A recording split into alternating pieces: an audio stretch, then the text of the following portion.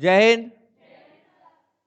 Last class में हमने part 1 complete कर लिया था, जो हमारे कॉन्स्टिट्यूशनल अमेंडमेंट्स हुए हैं या जो प्रमुख अमेंडमेंट्स हमारे हुए थे।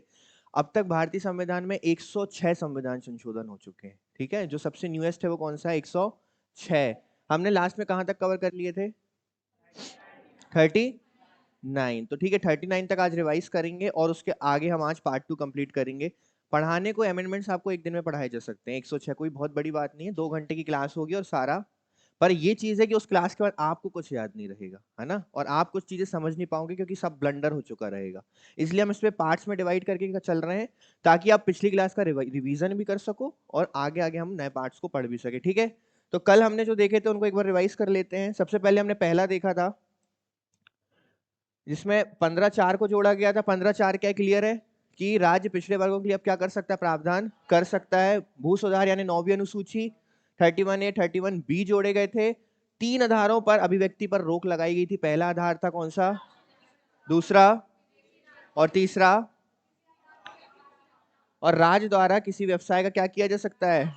राष्ट्रीयकरण किया जा सकता है। इसके बाद था 7वां संविधान संशोधन। पहले राज्य को 4 भागों में डिवाइड किया जाता था, part A, part B, part C और पार्ट डी। अब इसे हटाकर क्या कर दिया गया? अच्छा, किसके रिकमेंडेशन पर? राज्य पुनर्गठन आयोग। कब बना ये? 1953 में बना था आपका राज्य पुनर्गठन आयोग। उसी की अनुशंसा पर क्या किया गया? 14 राज्य और 6 केंद्र शासित प्रदेश बना दिए गए। उच्च न्यायालय के अधिकार क्षेत्र में यूटीज को भी रख दिया गया और अब एक से अधिक राज्यों का एक हाई कोर्ट हो सकता था। ये सभी प्रावधान किए गए। इसके बाद 9वां संविधान संशोधन। हमने एक भाग भारत का किसको सौंपा? बेरूबारी। ठीक है, कौन सा भाग? बेरूबारी। कौन सा संविधान संशोधन? 9वां संविधान संशोधन। 10वें में हमने क्या किया? दादर और नगर हवेली। अच्छा, 10वें में हमने दादर और नगर हवेली को क्या कर दिया? यूटी बना दिया। 12वें में किसको बनाया हमने? 12वें में हमने किसका अधिग्रहण किया? गोवा और दमन दीव का। बिल्कुल सही। 11वां संविधान संशोधन, ये वही है, उपराष्ट्रपति का क्या किया गया? निर्वाचक मंडल तैयार किया गया। इसके बाद ये हो गया। नागालैंड को क्या किया गया? राज्य का दर्जा दिया गया। ये याद रखेंगे। ठीक है, कौन सा अमेंडमेंट है ये? 13वां संविधान संशोधन। वर्ष कौन सा है? यदि सवाल पूछा जाए नागालैंड कब राज्य बना, तो 1962। क्लियर है। इसके बाद 14वां संविधान संशोधन हमने देखा था, पुडुचेरी को भारतीय संघ में शामिल किया गया और अब केंद्र शासित प्रदेशों के लिए विधानसभाओं और मंत्रिपरिषद के निर्माण का प्रावधान किया गया, जो कि इससे पहले नहीं हुआ करता था। ठीक है। इसके बाद 18वां संविधान संशोधन की नया राज्य बनाने की संसद की शक्ति को क्या किया गया? इसमें एक तरीके से बताया गया कि अगर संसद चाहे तो 2 राज्यों के क्षेत्रों को मिलाकर क्या कर सकती है? एक नए राज्य का गठन कर सकती है। और उसने फिर और इसी अमेंडमेंट के तहत पंजाब और हरियाणा नामक नए राज्य बनाए गए। 21वां संविधान संशोधन हम बहुत अच्छे से जानते हैं, 1967। क्या हुआ आपका? 15वीं भाषा सिंधी के रूप में जोड़ी गई। पहले आपकी मूल संविधान में 14 भाषाएं थी, फिर 15वीं जोड़ी गई। आगे हम देखेंगे कि 4 भाषाएं, फिर 3 भाषाएं जोड़ी जाएंगी और उसके बाद फिर 4 भाषाएं और जोड़ी जाएंगी। इसके बाद 24वां, ये इंपॉर्टेंट था। क्यों? क्योंकि गोलकनाथ वाद में जो सुप्रीम कोर्ट ने बोला था संसद से या केंद्र सरकार से, तो उसके अगेंस्ट में ये लाया गया था, ताकि और संसद को क्या बनाया जा सके? पावरफुल बनाया जा सके। इसमें किया गया ये कि 13 और 368 में संशोधन किया गया और ये सिस्टम लागू किया गया कि अब हम संविधान के किसी भी भाग में क्या कर सकते हैं?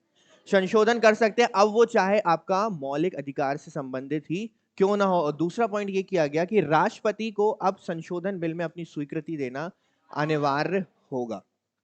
क्लियर है? 24 हो गया। 26 प्रिवी पर्स। अभी कोई है जिसे प्रिवी पर्स में दिक्कत है? क्लियर है? जो राजा महाराजा या रियासतों के शासक थे, उनके जो विशेष अधिकार थे उन्हें क्या कर दिया गया? समाप्त कर दिया गया। कौन सा संविधान संशोधन? 26वां संविधान संशोधन। वर्ष कौन सा? 1971। ठीक है। 31वां संविधान संशोधन। जनसंख्या देखो, 1971 में क्या हुई? जनगणना हुई आपकी। जनगणना में देखा गया कि क्या बढ़ चुकी है? जनसंख्या बढ़ गई। तो क्या बढ़ाना पड़ेगा? सीट्स बढ़ानी पड़ेंगी लोकसभा की। तो क्या किया गया? 525 से बढ़ाकर 545 कर दिया गया। यदि सवाल पूछा जाए कि 31वें संविधान संशोधन के तहत आपकी जो सीट्स हैं उन्हें बढ़ाया क्यों गया था या किस जनगणना के आधार पर बढ़ाया गया था, तो 1971 की जनगणना के आधार पर बढ़ाया गया था। 33वां संविधान संशोधन, अनुच्छेद 101 और 190 में संशोधन किया गया और यह प्रावधान किया गया कि संसद और राज्य विधानमंडल के सदस्यों का इस्तीफा तभी स्वीकार किया जाएगा जब सभापति को यह लगेगा कि वो स्वेच्छा से दिया जा रहा है। आगे देखते हैं। 35वां संविधान संशोधन, सिक्किम का संरक्षित राज्य का दर्जा दिया गया और भारत संघ में कैसे जोड़ा गया इसे? सहयोगी राज्य। अब सिक्किम को सहयोगी राज्य के रूप में जोड़ा गया है तो उसके लिए कुछ नियम और शर्तें बनाई गई और उन नियम और शर्तों को इंक्लूड करने के लिए एक नई अनुसूची को जोड़ा गया, अनुसूची नंबर 10 को जोड़ा गया। पर 35 के बाद जैसे ही 36वां संविधान संशोधन आता है, जस्ट उसके बाद, पहले तो आप 35 याद रखना, 35 किससे संबंधित है? सिक्किम से संबंधित है। अब 36 में आप याद रखना कि सिक्किम को क्या कर दिया गया? पूर्ण राज्य का दर्जा दे दिया गया और पूर्ण राज्य का दर्जा जैसे ही सिक्किम को मिला, अपने आप 10वीं अनुसूची को क्या कर दिया गया? समाप्त कर दिया गया। मतलब जो 10वीं अनुसूची 35वें संविधान संशोधन के तहत बनी, वो 36वें में क्या हो गई? समाप्त हो गई। 1974, 1975। 38वां संविधान संशोधन, राष्ट्रपति द्वारा आपातकाल की घोषणा को गैर न्याय संगत और राष्ट्रपति, राज्यपाल और केंद्र शासित प्रदेशों के अध्यादेश जो जारी करते हैं उनको भी क्या कर दिया गया? गैर न्याय संगत। इनमें अब आने वाले अमेंडमेंट्स में कुछ बदलाव किए जाएंगे जो आपको देखने मिलेंगे। इसके बाद 39वां संविधान संशोधन, वही चीज है कि जो इंदिरा गांधी का जो चुनाव हुआ था उसे इलाहाबाद ने क्या कर दिया? शून्य घोषित कर दिया, ठीक है, अमान्य घोषित कर दिया। इससे क्या हुआ? इंदिरा गांधी अपनी सीट पर फिर, और इसके साथ ही शायद 4 वर्ष के लिए, जहां तक मुझे याद है 4 या 5 वर्ष के लिए उनके चुनाव लड़ने पर क्या लगा दिया? इलाहाबाद रोक ने रोक लगा दिया। इसके अगेंस्ट में एक अमेंडमेंट आता है, उसमें 2 चीजें आती हैं। राष्ट्रपति, उपराष्ट्रपति, प्रधानमंत्री और स्पीकर से संबंधित विवादों को न्यायपालिका के दायरे से बाहर रखा जाएगा। और दूसरा पॉइंट आता है, उनका निर्णय ऐसे प्राधिकारी द्वारा किया जाएगा जो संसद द्वारा निर्धारित। अब ये जो पॉइंट है, इसको अभी आपको आने वाले अमेंडमेंट्स में क्लियर हो जाएगा कि आखिर ऐसी कौन सी चीज थी जिसने इसे पुनः क्या कर दिया? बदल दिया। तो यहां तक हमने कल देखा था, यहीं तक देखा था। अब हमें बढ़ना है पार्ट 2 की ओर। यहां तक कोई प्रॉब्लम नहीं किसी पॉइंट में? अब थोड़ा सा दिमाग अपना शांत रखना और थोड़ा खाली रखना। क्यों? क्योंकि अब जो अगला अमेंडमेंट आने वाला है वो कौन सा है? अमेंडमेंट नंबर 42, है ना? अब 42 के लिए इंपॉर्टेंट ये है क्योंकि इसे क्या बोला जाता है? लघु संविधान बोला जाता है। अच्छा, लघु संविधान क्यों बोला जाता है? क्योंकि इतने सारे आर्टिकल्स इसमें अमेंड किए गए और जोड़े गए और इतने सारे बिंदुओं को डाला गया कि अपने आप में स्वयं ही क्या है? एक संविधान है, ठीक है। किसके रिकमेंडेशन पर आधारित है? तो स्वर्ण सिंह समिति, स्वर्ण सिंह समिति की रिकमेंडेशन या अनुशंसाओं पर आधारित ही है आपका क्या? 42वां संविधान संशोधन, ठीक है। अब एक चीज पे ध्यान देना, 42वां संविधान संशोधन कब आया है? अगर आपको थोड़ा सा भी ध्यान हो तो इस समय देश में आपातकाल चल रहा है, 2 वर्षों का चल रहा है। और ये जो आपातकाल चल रहा है, ये आपातकाल लगाया गया है आंतरिक अशांति के नाम पर, लगाया गया है। इंदिरा गांधी सरकार है, आंतरिक अशांति के नाम पर यहाँ पर आपातकाल लगाया गया है। तो संसद में बैठकर अब ये अपने हिसाब से चीजों को परिवर्तित करना चाहते हैं और उन्होंने की भी, परंतु यही आपातकाल आगे जाकर इस सरकार के गिरने का कारण बनेगा। और फिर जो नई सरकार आएगी वो करेगी 44वां संविधान संशोधन, इसके ठीक 2 वर्षों के बाद। और 2 वर्षों के बाद जो जो चीजें आप अभी देख रहे हो, ध्यान से देखना, जो परिवर्तित हो रही है, इन्हें पुनः क्या किया जाएगा? फिर ठीक किया जाएगा, ठीक है। तो शुरू करें 42वां संविधान संशोधन। अब ध्यान से सुनना, देखो, भारतीय संविधान में जितने भी संशोधन हुए उसमें 42वें संविधान संशोधन, अब आपको इसका वर्ष याद रखना पड़ेगा क्योंकि ये बहुत इंपॉर्टेंट है। वर्ष कौन सा? 1976 का अहम राजनीतिक स्थान है। इस संशोधन के प्रावधान इतने व्यापक व महत्वपूर्ण थे कि इसे अपने आप में क्या बोला गया? लघु संविधान या मिनी कॉन्स्टिट्यूशन के नाम से भी जाना जाता है। इस संशोधन अधिनियम ने स्वर्ण सिंह समिति की सिफारिशों को लागू करने की आधारशिला रखी, ठीक है। अब कुछ चीजें इसमें ऐड की जाएंगी जो आगे जाके नहीं बदली जाएंगी, 1-2 ही पॉइंट होंगे, बाकी सारे क्या कर दिए जाएंगे? बदल दिए जाएंगे। अब देखो इसमें मुख्य प्रावधान क्या थे। 42वें संविधान संशोधन में सबसे पहले किसमें परिवर्तन किया? ये जो प्रस्तावना में परिवर्तन होगा, इसके बाद आगे चलकर आपका कौन आ जाएंगे? केशवानंद भारती। उस पर सुप्रीम कोर्ट बोल देंगे कि मूल ढांचे में किसी भी प्रकार का परिवर्तन नहीं कर सकते और ये प्रस्तावना में पहली और आखिरी बार परिवर्तन किया जाएगा। इसके बाद अमेंडमेंट प्रस्तावना में, आप प्रस्तावना समझते हो? प्रियम्बल, पहला पन्ना आपके संविधान पुस्तिका का। यदि बोला जाता है कि भारत किस प्रकार की विचारधारा रखता है, कुछ एक शब्दों में, एक पन्ने में बताओ, या भारत का दर्पण क्या, भारत किस प्रकार से चलता है, तो आप सिर्फ उसे क्या बता दीजिए? प्रस्तावना, लोगों को पता चल जाएगी कि भारत किस प्रकार की विचारधारा पे कार्य करता है। तो प्रस्तावना में 3 नए शब्द जोड़े गए। पहला समाजवादी, जो कि पहले मूल संविधान की प्रस्तावना में नहीं लिखा था। दूसरा धर्मनिरपेक्ष, और तीसरा अखंडता। ठीक है, हमें प्रस्तावना में एकता एवं अखंडता देखने मिलता है, अखंडता शब्द बाद में जोड़ा गया, राष्ट्र की एकता एवं अखंडता। ठीक है, तो एकता तो पहले से था, बाद में क्या जोड़ा गया है, अखंडता शब्द जोड़ा गया। तो 3 शब्द जोड़े 42वें अमेंडमेंट में। पहला शब्द समाजवादी शब्द, सोशलिज्म, दूसरा धर्मनिरपेक्ष, और तीसरा अखंडता। अब देखो, भारत समाजवादी है, भारत पंथ निरपेक्ष या धर्मनिरपेक्ष है, इसे लिखने की आवश्यकता नहीं थी। अच्छा, लिखने के पीछे बहुत सारे रीजंस होते हैं, है ना, कि अब आने वाली गवर्नमेंट इस विचारधारा को कंपलसरी क्या करेगी, फॉलो करेगी, पर इसकी आवश्यकता नहीं थी, क्योंकि वो ऑलरेडी हमारे राज्य के नीति निर्देशक तत्व देख लीजिए, तो उनमें भी आपको देखने मिल जाएगा कि समाज में सभी को एक समान स्थान और सभी को भौतिक संसाधनों का एक समान वितरण की बात की गई है। तो हमारा संविधान तो वैसे ही समाजवादी जो विचारधाराओं से वो जुड़ा हुआ है। आप देखोगे जो हमारे संविधान के राज्य के नीति निर्देशक तत्व हैं, उसमें आपको गांधीवाद भी मिलेगा और उसमें आपको समाजवाद भी मिलेगा।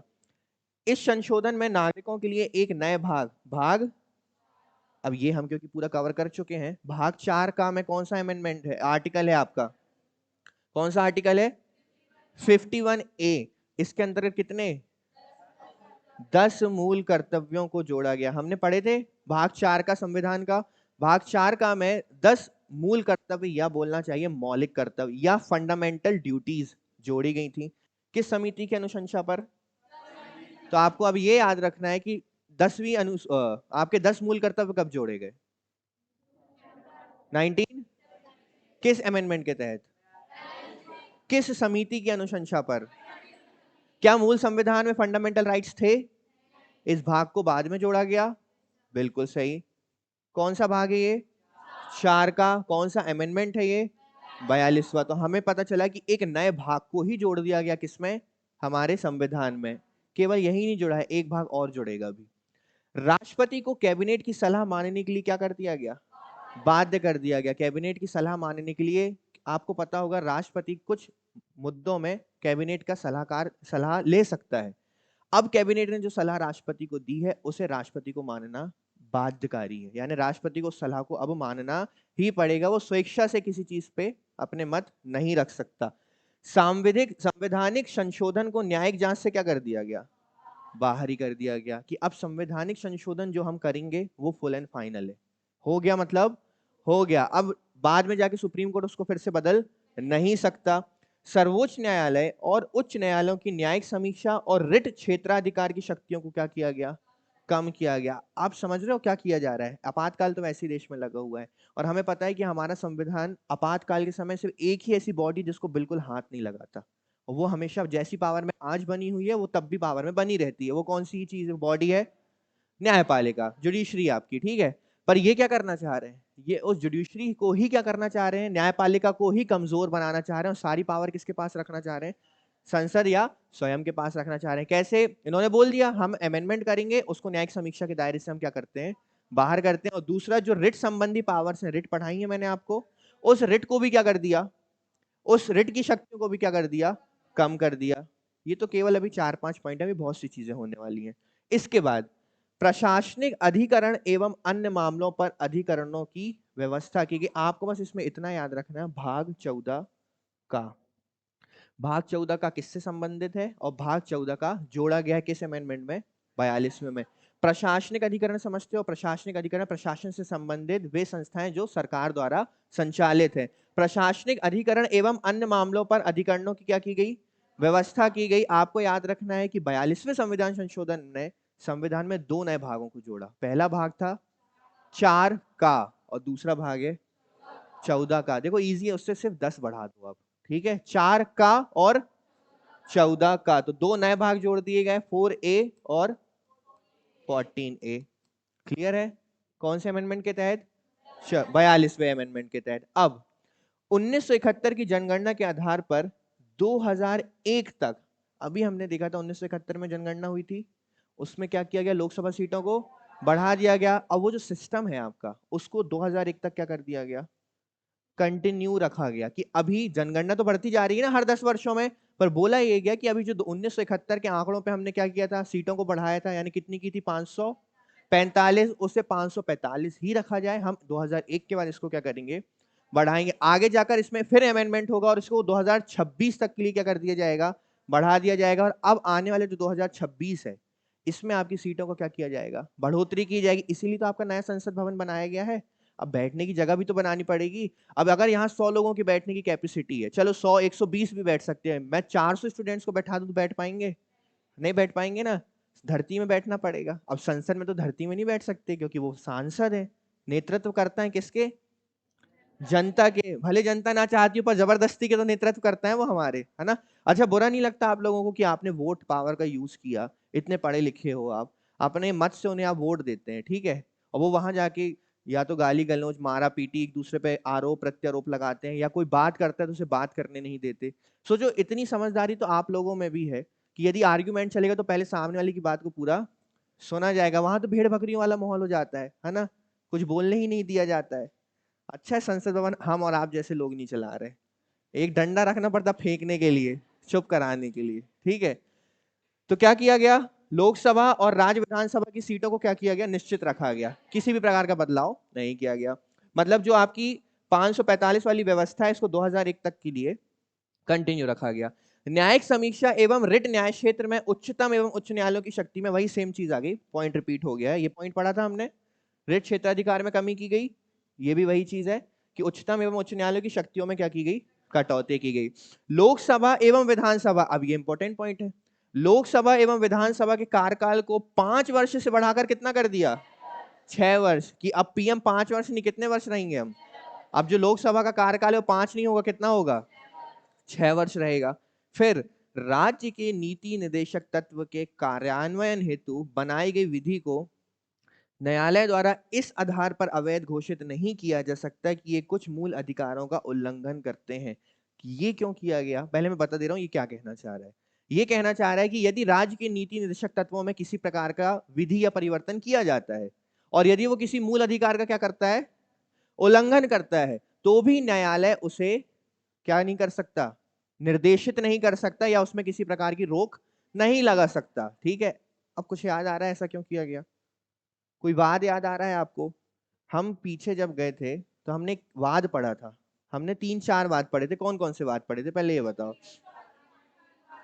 हमने एक मिनर्वा मिल्स पढ़ा था, याद है। मिनर्वा मिल्स वाद में आपने देखा था कि उसकी मिल को इस राज्य के नीति निदेशक तत्व के आधार पर छीन लिया गया था कि ये जो आपकी मिल है ये चल नहीं रही है और हमें भौतिक संसाधनों का क्या करना है, सभी में समान वितरण करना है, तो हम इसका क्या करते हैं, राष्ट्रीयकरण करते हैं। अब उन्होंने क्या किया, उसके व्यापार करने के, है ना, और उसके संपत्ति के अधिकार को छीनने का प्रयास किया, ये बोलकर कि हम डीपीएसपी का कार्यान्वयन कर रहे हैं। तो यही चीज बोली गई कि देखो अब हम डीपीएसपी का यदि कार्यान्वयन करेंगे और उसमें किसी मूल अधिकार का क्या होता है, उल्लंघन होता है, तो न्यायालय आप हमको कुछ बोल नहीं सकते। जबकि न्यायालय ने साफ तौर पर उसमें ये चीज बोली थी कि कभी भी डीपीएसपी और मूल अधिकारों में हम एक एकता या समरूपता बनाकर रखें। एक अगर कुछ होगा तो दूसरे को ना छेड़े और दूसरे में कोई परिवर्तन होगा तो वो इसको ना छेड़े। पर यहाँ पर साफ तौर पर वो छेड़ने का प्रयास कर रहे हैं। राष्ट्र विरोधी गतिविधियों से निपटने के लिए कानून बनाने के लिए संसद को अधिकार दिया गया और ऐसे कानूनों को मौलिक अधिकारों पर प्राथमिकता दी जाएगी। एनएसए लगा दिया जाता है किसी पर, है ना, नेशनल सिक्योरिटी एक्ट लगा दिया जाता है, या बहुत बहुत जैसे टाडा जैसे एक्ट आए थे, है ना, सुने हैं नाम, टेररिज्म एक्टिविटी जो एक्ट आए थे, यदि ये किसी पे लग जाते हैं ना तो फिर उनके मूल अधिकारों की क्या हो जाती है, धज्जियां उड़ जाती हैं, ठीक है। तो वही चीज की बात की जा रही है, यदि राष्ट्र विरोधी गतिविधियों पर संसद कोई कानून बनाती है तो उस पर क्या किया जा सकता है, उसे मूल अधिकारों पर प्राथमिकता दी जा सकती है। अब आप ये नहीं बोलोगे कि कोई आतंकवादी बन गया और उससे हम क्या करें, फिर अभिव्यक्ति की आजादी दें कि आओ बताओ क्यों आतंकवादी बने, स्टोरी सुनाओ ताकि तुम्हारे ऊपर मूवी बन सके, है ना। तो बस वही चीज बोली गई है कि संसद अब कानून बना भी सकती है और उसको प्राथमिकता दी जाएगी किसके ऊपर, मूल अधिकारों के ऊपर। और चेंजेस देखें, इसमें कोई प्रॉब्लम है, एक बार और रिपीट कर लेंगे। अभी मिनी कॉन्स्टिट्यूशन क्यों कहते हैं, समझ में आ रहा है, क्योंकि अपने आप में एक संविधान चल रहा है। भारत के क्षेत्र के एक हिस्से में राष्ट्रीय आपातकाल की घोषणा की जा सकती है। ये देखो ये नई चीज लेकर आ गए, राष्ट्रीय आपातकाल किसमें लगता है, एक क्षेत्र से लेकर कंप्लीट पूरे देश में लगाया जा सकता है। तो इन्होंने वही बात बोली कि अब हम चाहें तो भारत के किसी एक क्षेत्र में भी क्या लगा सकते हैं, राष्ट्रीय आपातकाल लगा सकते हैं। जबकि सिंपल चीज है, राज्यों के लिए राष्ट्रीय आपातकाल राज्य के लिए किया गया है अलग से कि राज्य में भी राष्ट्रपति शासन लगाया जा सकता है, और कंप्लीट हमारे भारत के लिए एक राष्ट्रीय आपातकाल की व्यवस्था की गई। आर्टिकल नंबर 352 पढ़ा है? नहीं पढ़ा होगा तो हम पढ़ेंगे आगे जाके राष्ट्रपति में। किसी राज्य में राष्ट्रपति शासन की अवधि को 6 महीने से बढ़ाकर कितना कर दिया गया, 1 वर्ष कर दिया गया। राष्ट्रपति शासन किसी भी राज्य में 6 महीने के लिए लगता है। 6 महीने के बाद चुनाव आयोग ये देखता है कि क्या हम यहाँ पे चुनाव कराने में सक्षम है या नहीं, वो राष्ट्रपति को बताते हैं। राष्ट्रपति को सही लगता है तो चुनाव होते हैं, नहीं लगता है तो 6 महीने की अवधि फिर से बढ़ा दी जाती है। इन्होंने क्या किया कि मिनिमम 6 महीने से बढ़ाकर हम उसको कितना कर देते हैं, हम उसको 1 वर्ष ही कर देते हैं। ठीक है। इसके बाद 42वें संविधान संशोधन अधिनियम ने राज्य के नीति निर्देशक तत्व की सूची में 3 नए तत्व जोड़ दिए। कितने? 3 नए आर्टिकल्स जोड़ेंगे, 39A, 43A और 48A। अब ये तीनों के तीनों आर्टिकल्स मैंने आपको राज्य के नीति निर्देशक तत्वों में बहुत अच्छे से समझाए भी हैं और बताए भी हैं, फिर भी आप देख लो। समान न्याय को बढ़ावा देने के लिए व गरीबों को निःशुल्क कानूनी सहायता प्रदान करने के लिए, अगर आपको बहुत अच्छे से याद आ रहा हो तो यहां बात हो रही है किसकी, किसका गठन किया गया था? नेशनल लीगल अथॉरिटी की बात की गई है। नेशनल लीगल सर्विस अथॉरिटी का यहां गठन किया गया था। ठीक है। उद्योगों में प्रबंधन के लिए श्रमिकों की, याद है जो मैनेजमेंट होता है या जो बोर्ड होता है उसमें श्रमिकों की भागीदारी की बात की गई। और तीसरा, रक्षा और पर्यावरण को बेहतर बनाने और जंगलों एवं वन्य जीवन की रक्षा हेतु 3 नए आर्टिकल्स जोड़े गए राज्य के नीति निर्देशक तत्वों में। पहला आर्टिकल कौन सा? 39A, दूसरा 43A और तीसरा 48A। आराम से ये बताओ 39A क्या है? निशुल्क विधिक सहायता, निशुल्क विधिक सहायता जोड़ा गया। फिर 43A में कारखाने होते हैं, कारखानों में श्रमिक होते हैं। अब जो बोर्ड होता है यानी जो मैनेजमेंट होता है जो कारखानों का संचालन करता है, इसमें बोला गया कि उन श्रमिकों की भागीदारी किसमें होनी चाहिए, उस मैनेजमेंट के अंदर होनी चाहिए, ताकि कल को यदि कोई डिसीजन लिया जा रहा है उद्योग में मजदूरों से संबंधित तो उनका एक नेतृत्व करता वहां पर बैठा हो जो अपनी बात को रख सके। और तीसरा, पर्यावरण और वन्य जीवों से संबंधित चीजें रखी गई। 3 नए तत्व जोड़े गए। इसके अलावा भी कोई तत्व है क्या? अभी तो और है। कानून और व्यवस्था की गंभीर स्थिति से निपटने के लिए केंद्र को किसी भी राज्य में अपने सशस्त्र बलों को तैनात करने का क्या दिया गया? अधिकार दिया गया। यहां पॉइंट बोला है कानून और व्यवस्था। अब इस समय क्या चल रहा था कि सरकार को लगता था कि यदि कोई स्टेट हमारे अगेंस्ट चल रहा है ना, या वहां पर किसी पार्टी दूसरी पार्टी का क्या हो रहा है, थोड़ा सा अपग्रेड हो रही है, ऊपर उठ रही है, तो सीधी बात है वहां पर वो क्या, किस आधार पर? कानून और व्यवस्था के आधार। अच्छा ये बताओ, गवर्नमेंट खुद दंगे नहीं करवा सकती क्या उस स्टेट में? खुद दंगे करवा के इस आधार पर वो क्या लगवा सकती है, वहां पे अपने सशस्त्र बलों को लगवा सकती है ना? तो एक तरीके से यहाँ पे गवर्नमेंट अपनी मोनोपोली बनाने की कोशिश कर रही है कि देश तो देश, राज्य में भी कंप्लीटली हम किस पे अधिकार कर सकें, अपनी चीजों पर अधिकार कर सकें और हमें कोई भी नेतृत्व करने से ना रोक सके। देखो, कानून ये बना सकते हैं, संशोधन ये कर सकते हैं। इन्होंने साफ बोल दिया सब न्यायिक दायरे से क्या है, बाहर है। इन्होंने 5 वर्ष से बढ़ाकर लोकसभा का कार्यकाल कितना कर दिया, 6 वर्ष कर दिया। इन्होंने बोल दिया कि हम एक भाग में भी क्या लगा सकते हैं, राष्ट्रीय आपातकाल लगा सकते हैं। इन्होंने बोला हम राज्यों में यदि राष्ट्रपति शासन लगाएंगे तो हम उसको 6 महीने से बढ़ाकर कितना कर दिया, 1 साल कर दिया। अब इन्होंने बोल दिया कि हम चाहें तो किसी भी राज्य में सशस्त्र बलों को भी तैनात कर सकते हैं। समझ में आ रहा है? कहीं कहीं लोकतंत्र की जगह राजतंत्र दिख रहा है, जबरदस्ती का राजतंत्र बनाने की कोशिश की जा रही है। अब 5 विषय ऐसे हैं जो राज्य सूची से ट्रांसफर करके किस में रख दिए गए, समवर्ती सूची में ट्रांसफर कर दिए गए। अब जिन्हें पता नहीं है मैं बता देता हूं, राज्य सूची में जो विषय आते हैं उस पे कानून कौन बनाता है, राज्य कानून बनाता है। और समवर्ती सूची में जो विषय आते हैं उस पे कानून कौन बनाता है, केंद्र और राज्य दोनों। परंतु यदि केंद्र और राज्यों के बीच में किसी प्रकार का मतभेद है कि कानून क्या, मतलब फाइनल कंक्लूजन क्या निकलना चाहिए, तो किसकी बात मानी जाती है, केंद्र की। तो समवर्ती सूची में 5 विषय रखे गए जो ट्रांसफर कहां से कर दिए गए। पहला शिक्षा, दूसरा वन, तीसरा वन्य जीव और पक्षियों का संरक्षण, केवल इसको रिकॉल करना आप, है ना। चौथा नापतोल यानी मेजरमेंट, और पांचवा न्यायिक प्रशासन एवं उच्चतम न्यायालय और उच्च न्यायालय के अलावा सभी न्यायालयों का गठन और संगठन। अच्छा ये 6 नहीं है ना, ये पॉइंट एक ही है जो 5वां लिखा हुआ है। न्याय प्रशासन एवं उच्चतम और उच्च न्यायालय के अलावा सभी न्यायालयों का गठन और संगठन से संबंधित, ये विषय किसके पास चले गए? समवर्ती सूची। राज्य का इन्वॉल्वमेंट है, परंतु अब उसमें और किसका इन्वॉल्वमेंट आ गया? केंद्र का इन्वॉल्वमेंट। तो थोड़ा सा पीछे चलते हैं। 42वें संविधान संशोधन ने कितने भाग जोड़े? 2 भाग जोड़े। पहला भाग कौन सा? 4 का या 4A, और दूसरा भाग कौन सा? 14A। क्लियर है? इसने नीति निर्देशक तत्वों या नीति निर्देशक सिद्धांत में कितने आर्टिकल्स जोड़े?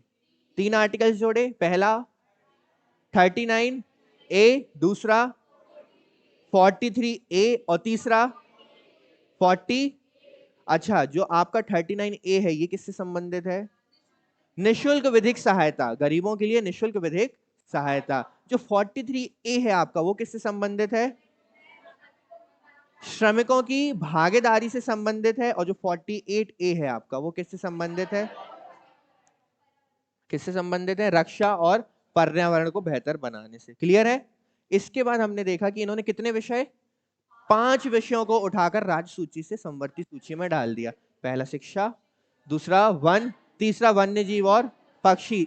यहीं रुक जाओ, आसान है, 3 पॉइंट एकदम आसान है। शिक्षा, वन, वन्य जीव एवं पक्षियों का संरक्षण।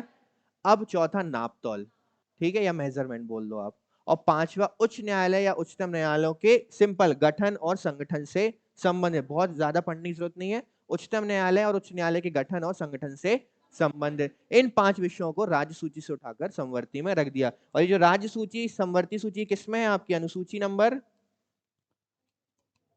7। अनुसूची नंबर 7 में है। संसद और राज्य विधानसभाओं में कोरम की आवश्यकता को क्या कर दिया गया? देखो क्या होता है, आपको पता होगा सत्र बैठते हैं, विधानसभा के सत्र, लोकसभा के सत्र, राज्यसभा के सत्र। अब उसकी एक मिनिमम लिमिट होती है। यदि किसी विषय पर चर्चा होनी है तो एक कोरम है। कोरम मतलब कि इतने सदस्य कम से कम होने चाहिए, वरना आप उस पर चर्चा या किसी विषय को नहीं रख सकते। अब आप एक चीज बताओ कि यदि संसद में 2 व्यक्ति बैठे हैं तो क्या विषय रखा जा सकता है? 3 व्यक्ति बैठे हैं, हमारे यहाँ पर एक व्यवस्था की गई है लोकसभा या विधानसभा में 1/10 की। कितनी? अब यदि मैं आपसे बोलूं 250 मेंबर हैं, ठीक है, मान के चलते हैं 250 मेंबर यदि हैं, तो इसका 10वां भाग होगा 25। तो कम से कम 25 सदस्यों का होना इंपॉर्टेंट है, वरना आप संसद की कार्यवाही को स्टार्ट नहीं कर सकते। ये नियम है। इन्होंने क्या किया? उसे ही समाप्त कर दिया, सिस्टम ही अलग कर दिया। कोई कोरम नहीं। हम 5 भी आएंगे तो हम अपनी बात पर रख के चले जाएंगे, हम उस पर चर्चा करके या उस विषय को रखकर चले जाएंगे। समझ रहे हो? चीजें कंप्लीटली किसके अंडर में आ रही हैं? जैसा ये चाह रहे हैं वैसा करना चाहते हैं। इन्होंने क्या किया? कोरम की आवश्यकता को ही। यदि मैं आपसे बोलूं कि आप एक व्यक्ति आएगा, मुझे कोई इंपॉर्टेंट टॉपिक पढ़ाना है, तो एक व्यक्ति आएगा और बाकी नहीं आएंगे, मैं तो पढ़ा दूंगा, पर ठीक है, पर एक तरीके से सही नहीं है ना कि एक व्यक्ति बस पढ़ेगा बाकी नहीं पढ़ पाएंगे। इन्होंने भी वही किया। हम एक दो के साथ बातचीत करके सबको घर भेज देंगे, बाकी आप लोगों को जो समझना हो। संसद को समय समय पर अपने सदस्यों और समितियों के अधिकारों और विशेष अधिकारों पर निर्णय लेने का अधिकार दिया गया। देखो, संसद को समय समय पर अपने सदस्यों और समितियों के अधिकारों और विशेष अधिकारों पर निर्णय लेने का क्या किया गया? यहां पे भी अधिकार किसको दिए जा रहे हैं? सारे के सारे संसद को। कि संसद जो है अब समय समय पर अपने सदस्यों और जो समितियां, संसद में समितियां होती हैं, प्राक्कलन समिति होती है, लोक लेखा समिति होती है, सुने हैं नाम आपने? इन समितियों के जो अधिकार होते हैं या उनके जो विशेष अधिकार होते हैं, इस पर निर्णय देने का अधिकार किसके पास है? संसद के पास है। और अखिल भारतीय न्यायिक सेवा, जिसे हम शायद इंडियन जुडिशरी सर्विस के नाम से जानते हैं, इसके निर्माण करने का क्या किया गया? प्रावधान किया गया। अब आप मुझे एक चीज बताओ, इतनी सारे पॉइंट्स आपने पढ़े, अगर मैंने आपको लगभग 25 पॉइंट बताए तो 25 में से आपको वैलिड कितने लगे?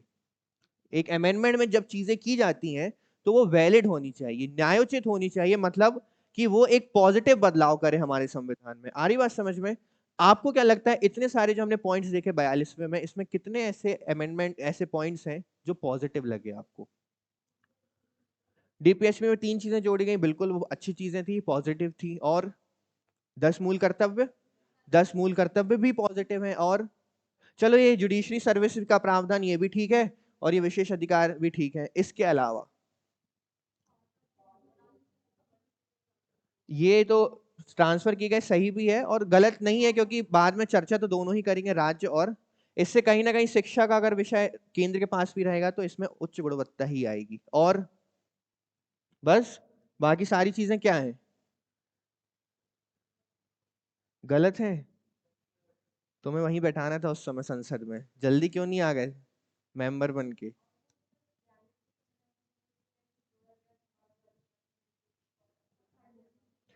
उस विषय में तो कुछ बोल ही नहीं सकते हैं, है ना, वो हमारे संविधान का अभिन्न अंग है और हमें अभिन्न अंग का क्या करना है, सम्मान करना है। तो उस चीज के बारे में मत बोलो, जो है वो सही है, क्योंकि वो आज हमारे संविधान का क्या है और उसमें कुछ गलत नहीं है। बस ये है कि नहीं भी जुड़ता तो हमारी विचारधारा तो वैसी है ही, नहीं भी जुड़ता अगर धर्मनिरपेक्ष, तो भारत के जो आप आर्टिकल्स उठाकर देखो वो धर्मनिरपेक्षता की ही बात करते हैं। आप डीपीएसपी देखो, उसमें समाजवाद के गुण आपको देखने को मिल ही जाएंगे। और एकता और अखंडता ठीक है, वैसे ही एक देश हमारा अखंड ही है। क्लियर है ये सारी चीजें।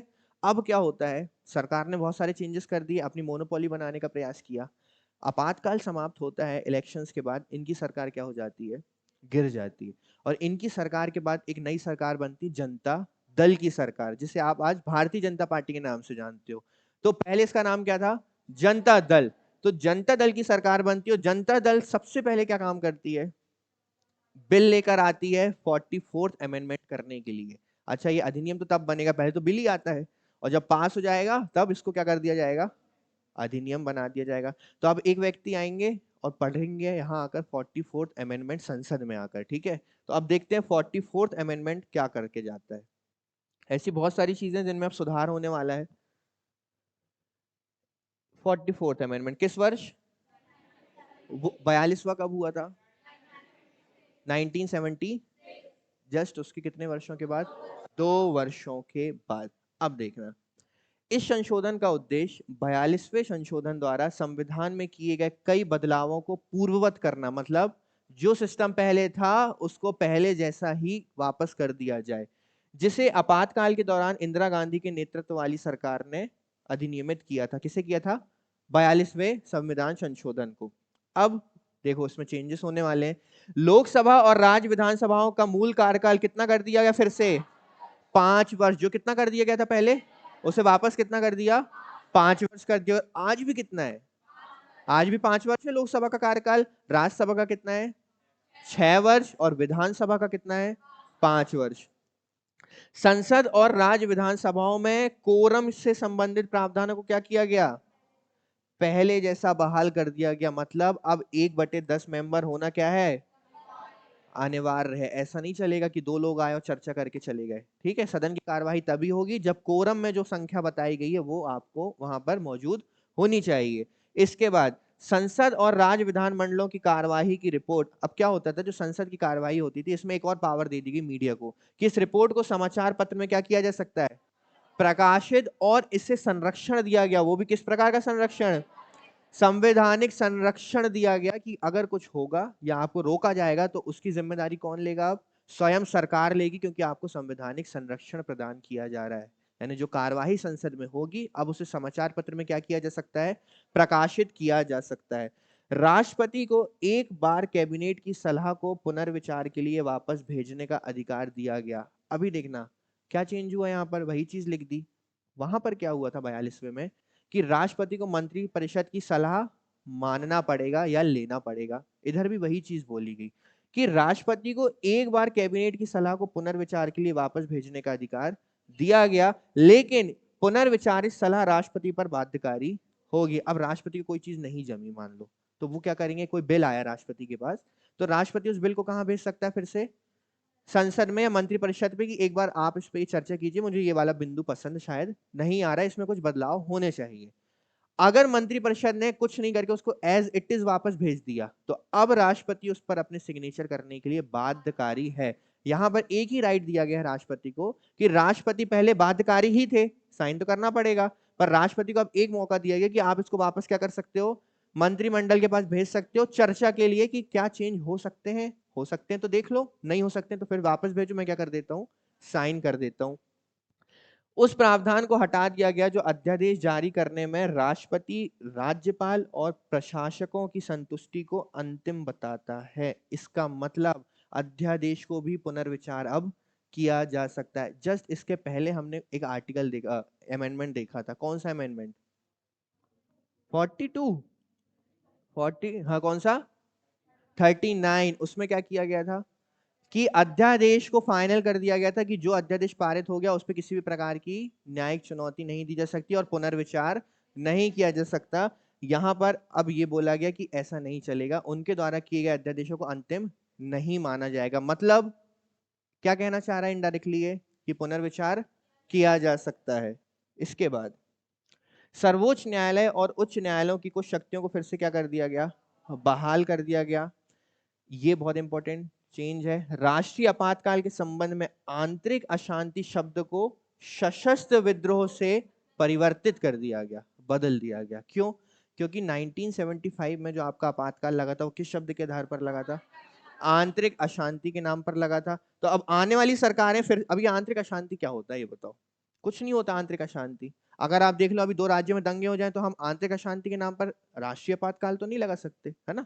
तो ऐसे में तो फिर दुरुपयोग हो जाएगा इस पावर का। तो आंतरिक अशांति के नाम पर उसको कर दिया गया सशस्त्र विद्रोह। अब सशस्त्र विद्रोह तो हमारे यहाँ कोई कर नहीं सकता, हमारी सेना बैठी हुई है ना, हमारे अर्धसैनिक बल बैठे हुए हैं, क्योंकि उनके पास भी तो शस्त्र हैं, खिलौने तो लेके बैठे नहीं है वो, है ना? तो सशस्त्र विद्रोह होगा तो सेना जाएगी, जब चीजें बहुत ज्यादा बिगड़ जाएंगी तब सशस्त्र विद्रोह के नाम पर क्या लगाया जा सकता है?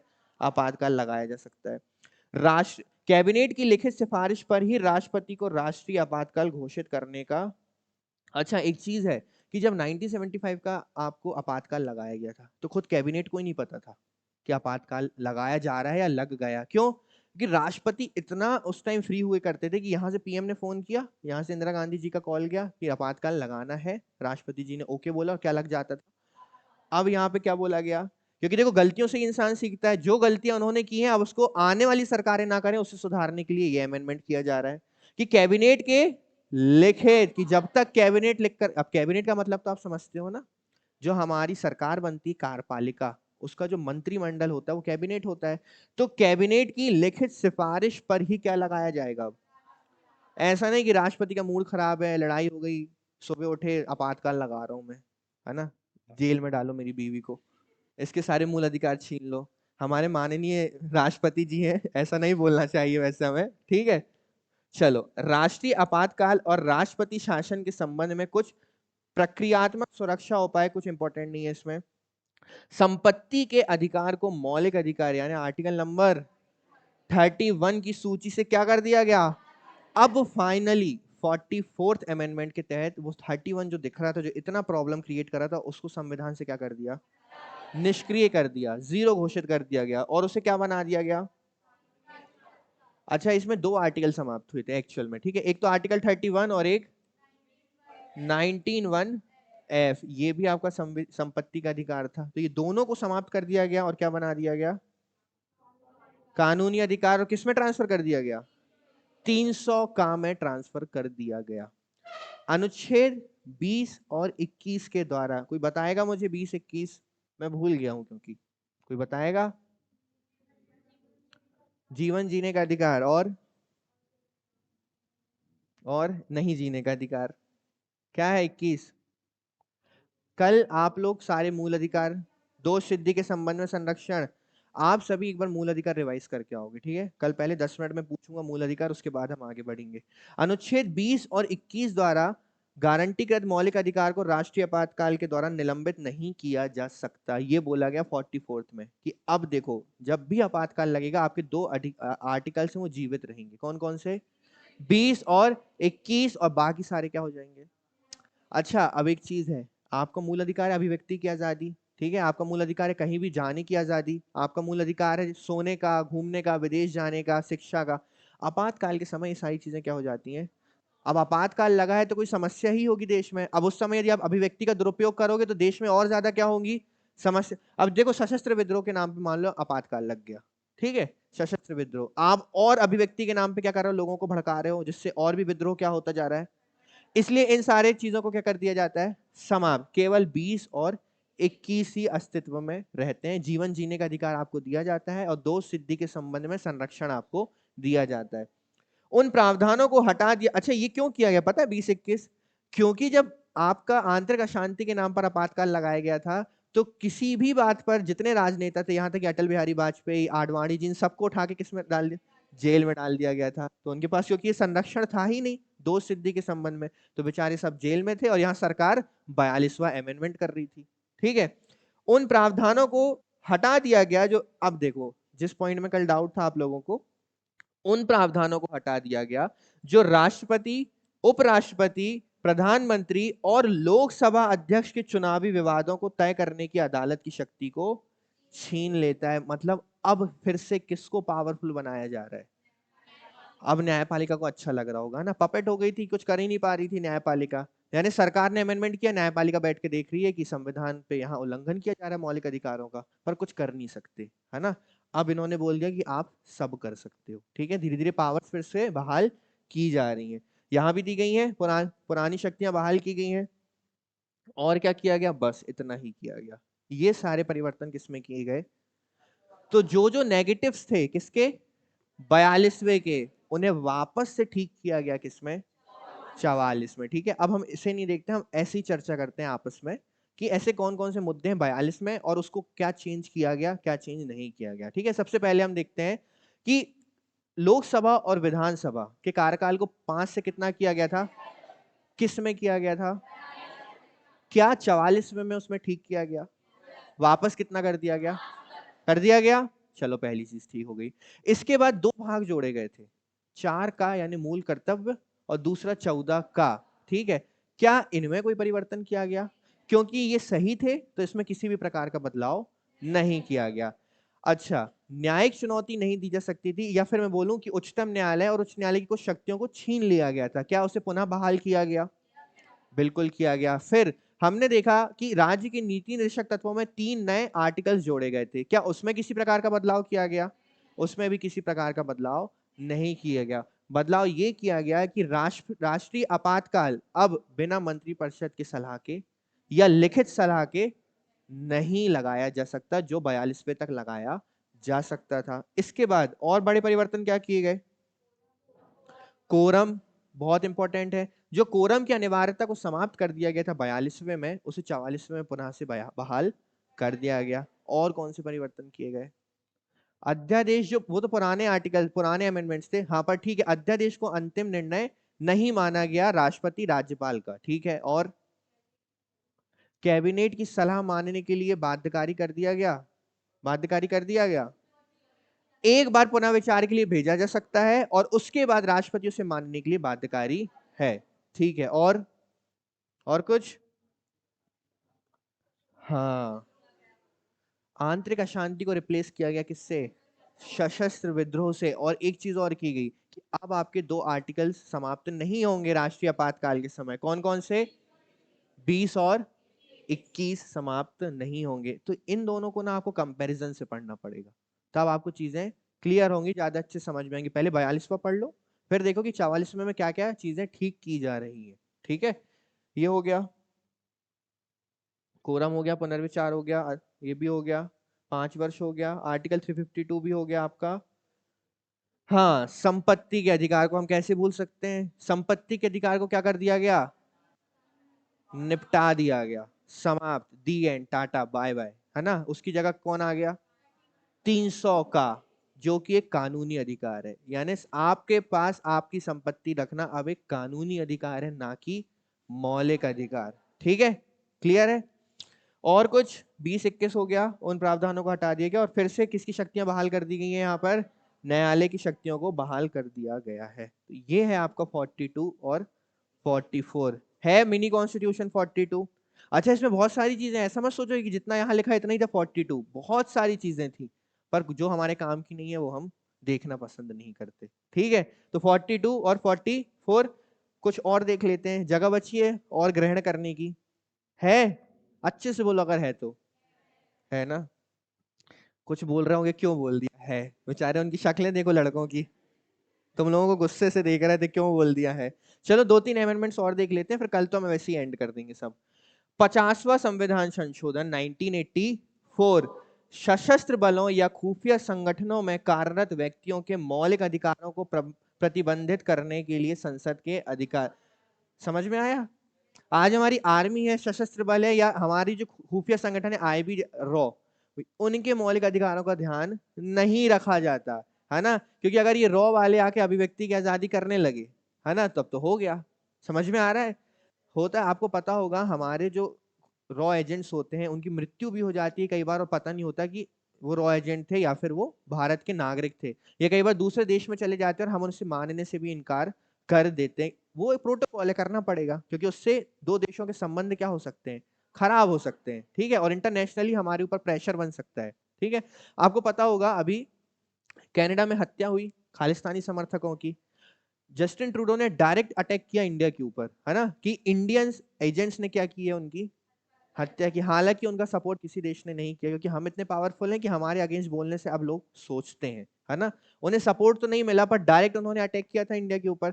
अब अगर वो सिद्ध हो जाता, जो कि कनाडा सिद्ध नहीं कर पाया, अगर वो सिद्ध हो जाता, इंडिया बोला था प्रूफ दीजिए हमें, हम एक्सेप्ट कर लेंगे, आप प्रूफ दीजिए। तो प्रूफ तो वो दे नहीं पाए। अगर वो प्रूफ देते और ये चीज सिद्ध हो जाती, तो इससे क्या होता है, इंटरनेशनली भी हमारी छवि खराब होती, और भारत कनाडा के संबंध तो वैसे ही खराब चल रहे हैं, और ज्यादा क्या हो जाते, खराब हो जाते। पर इसमें कोई दो राय नहीं है कि भारत में दूसरे देशों के एजेंट्स घूमते हैं और दूसरे देशों में हमारे एजेंट्स घूमते हैं, जरूरी है सुरक्षा बनाए रखने के लिए। इसके बाद 52वां संविधान संशोधन, ये समझ में आया ना, कि कभी भी आर्मी ऑफिशियल्स होगा या सशस्त्र बल होगा, इनके मौलिक अधिकारों को प्राथमिकता नहीं दी जाती है। क्यों? अब क्योंकि इनको ऐसे स्थानों पर भेजा जाता है, उनसे ऐसे कार्य करवाए जाते हैं, या उन्हें इस प्रकार का भोजन अब ऐसी स्थिति में दिया जाता है कि उन्हें मौलिक अधिकार में प्राथमिकता नहीं दी जा सकती। 52वां संविधान संशोधन, इससे तो फ्रेंडली हो आप लोग। कौन सी अनुसूची? बहुत बढ़िया, 10वीं अनुसूची। 10वीं अनुसूची लाई गई थी आया राम गया राम के लिए, यही बोला जाता है। हाँ, आया राम गया राम, मतलब कभी इस पार्टी तो कभी उस पार्टी। तो ऐसे में क्या होता है, छवि खराब होती है लोकतंत्र की, है ना। कभी हमने पार्टी के समर्थन में आके इसको वोट दिया, वो प्रॉफिट के लिए वहां चले गए, है ना, तो इससे थोड़ी छवि खराब होती है। अब देखो, मान लो कि कोई पार्टी है, पार्टी ए और पार्टी बी, ठीक है, ये पार्टी ए है, ये पार्टी बी है।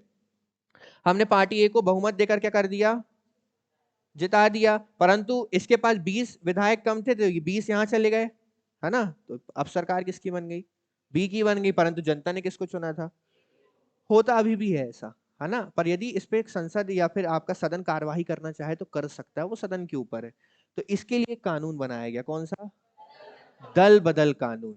दल बदल के आधार पर संसद और राज्य विधानसभाओं के सदस्यों को अयोग्य ठहराने का प्रावधान किया गया, और इस संबंध में विवरण सहित एक नई अनुसूची, कौन सी, 10वीं अनुसूची को जोड़ दिया गया। और हम जानते हैं कि 10वीं अनुसूची किससे संबंधित है, दल बदल कानून से संबंधित है, जिसे किस अमेंडमेंट के तहत, 52वां संविधान संशोधन के तहत, कब, 1985 में जोड़ा गया है। क्लियर है? 1985। 9वीं अनुसूची कब जोड़ी गई, 1951। कौन सा अमेंडमेंट, पहला अमेंडमेंट।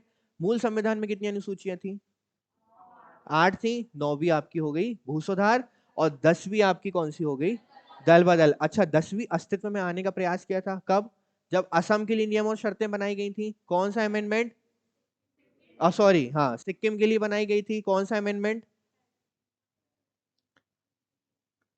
62, 35वां। और 36वें में उसको क्या कर दिया गया, अभी बताया ना थोड़ी देर पहले, 35 में आया और 36 में चला गया।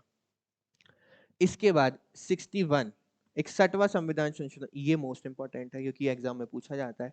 पहले वोट देने की जो आयु थी वो कितनी थी, इसने क्या किया, लोकसभा और राज्य विधानसभा चुनावों में मतदान की आयु 21 वर्ष से घटाकर आज 18 वर्ष का, जो क्या बोलना चाहिए, शिशु तो रह नहीं जाता है, बालिक, है ना।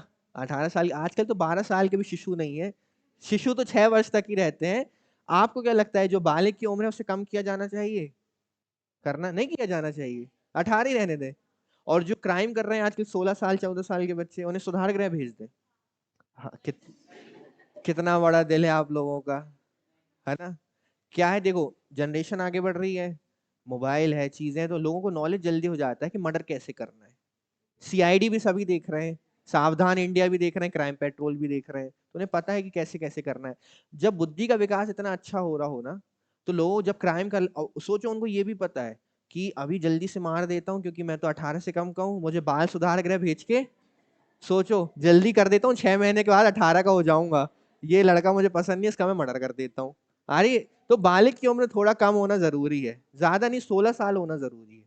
ठीक, उससे भी कम अब एकदम नहीं कर सकते ना, कुछ उसमें कुछ बेचारे वाकई में इनोसेंस होते हैं, इनोसेंट होते हैं, है ना।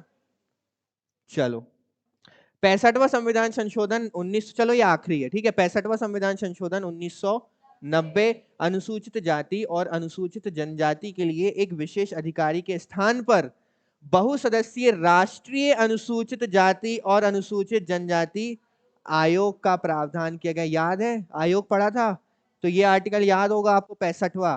पहली बार क्या होता था, आर्टिकल 340 के तहत राष्ट्रपति चाहे तो एक आयोग का क्या कर सकता है, निर्माण कर सकता है। राष्ट्रपति ने पहले एक आयुक्त या फिर अधिकारी की नियुक्ति की हुई थी एसटी और एससी के लिए। अब क्या किया गया कि ये आयुक्त वगैरह छोड़ो, सीधे ही क्या बना दो, एक आयोग बना देते हैं, ठीक है। तो यही आयोग बनाया गया किस अमेंडमेंट के तहत, 65वां। और यही है जो आगे जाकर फिर अलग अलग हो जाएगा 89th अमेंडमेंट में, है ना। अभी तो पर दोनों क्या है, एक है, अभी तो साथ साथ है, एसटी और एससी कमीशन। तो आज इतना रहने दें कि और आगे बढ़े, आप लोगों की जैसी इच्छा।